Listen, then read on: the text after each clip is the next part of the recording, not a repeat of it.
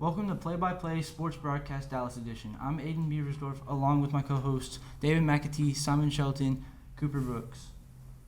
A lot has happened in the Dallas sports world since last summer, so we will try to catch you up on this great year for sports for some, and not so great for the others. Let's start with the not-so-great Dallas Mavericks and Luka Doncic, who had high hopes heading into the season.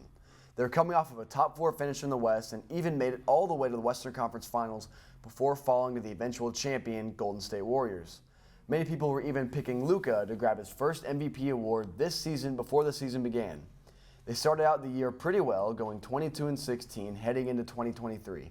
However, Doncic and company got off to a slow start in the new year and decided they needed a change to spark them into the second half of the season.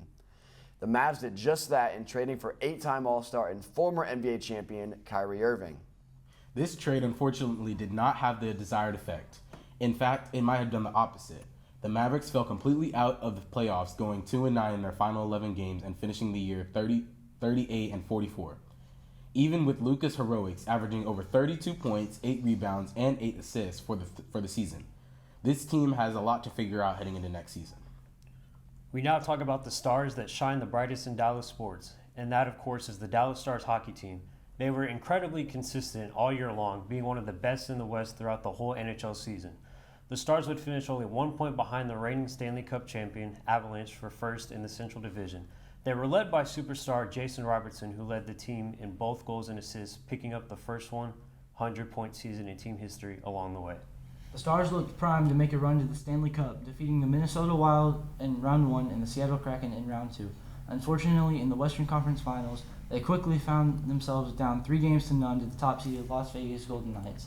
They fought back valiantly, taking both games 4 and 5 to make it a series.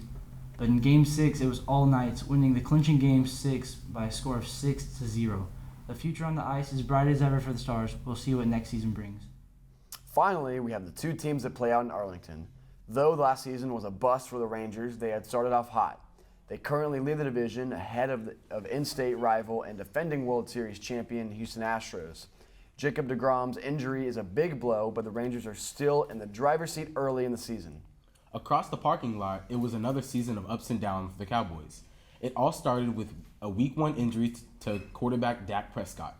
Backup QB Cooper Rush was able to step in and do a decent job leading the Cowboys to a 4-1 record as their starter. When Dak returned to the field, he led the league in interceptions, but the boys would still finish up the season 12-5. Good enough for a wild card spot. In the first round, they were able to avenge the Week 1 loss against Tom Brady and the Tampa Bay Buccaneers in what happened to be Brady's final game. In Round 2, the Cowboys faced off with the San Francisco 49ers, who had the number 1 defense in the league. The offense could not find its stride, and Dallas would fall to the Niners 19-12. The loss meant the streak of not reaching an NFC title game since 1995 would continue. The Cowboys have just as many questions as answers heading into the upcoming season, and we'll see if they can finally break that long streak. Well, that's all we have today. For my co-hosts David McAtee, Simon Shelton, and Cooper Brooks, I'm Aiden Beaversdorf. This has been the Play-by-Play Sports Broadcast Dallas Edition. Thanks for watching.